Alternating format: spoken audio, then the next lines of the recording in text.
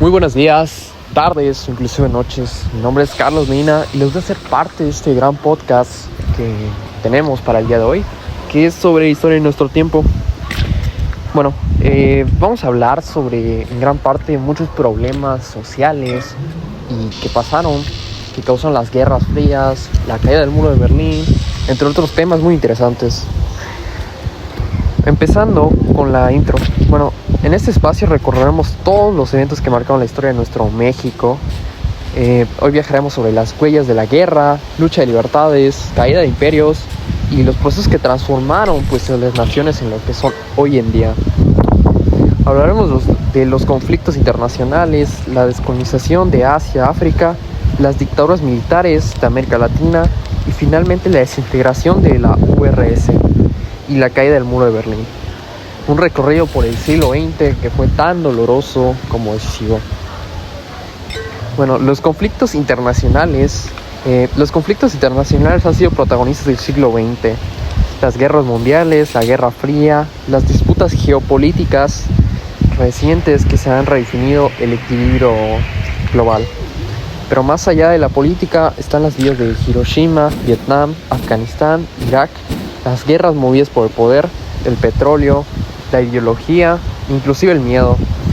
En cada conflicto, millones de personas sufrieron inmigración o murieron por las decisiones tomadas desde actos muy lejanos por parte de nuestro gobierno. La paz siempre cuesta más que la guerra. Bueno, hablaremos sobre la descolonización de Asia y África. Después de la Segunda Guerra Mundial, el mundo cambió por completo y las colonias también lo hicieron. En Asia y África, los pueblos enteros comenzaron a luchar por su libertad. India, bajo su liderazgo de Gandhi, logró su independencia en 1947. Pronto le surgieron Argelia, Ghana, Indonesia, Vietnam y entre otros. Estos procesos de descolonización tuvieron características distintas. Algunos fueron pacíficos, como la India, otros violentos y prolongados, como Argelia o el Congo. Todos estos, sin ninguna excepción, fueron impulsados con un deseo de autodeterminación y dignidad. Pero la independencia no resolvió solo todo eso. Muchas naciones heredaron las fronteras indispuestas por los conflictos internos y economías que caían. Bueno, la libertad política fue apenas el primer paso de una larga reconstrucción. Las dictaduras militares entre América Latina, entre las décadas de 1960 y 1980, América Latina vivió una época muy oscura. Las dictaduras militares se extendieron por la región. Brasil, Argentina, Uruguay y Chile cayeron bajo los regímenes autoritarios En Argentina, más de 30,000 personas desaparecieron. En Chile, la dictadura de los terrores que causaron fueron en cárceles clandestinas de torturas. Brasil y Uruguay vivieron una persecución. Literalmente fue una censura. Con esto me refiero de que millones de periodistas desaparecieron. No había noticias respecto a los temas. Fue todo muy censurado. Fueron décadas de miedo, donde hablar podía costar la vida incluso. Y aún así la oscuridad, hubo una resistencia por parte de ellos.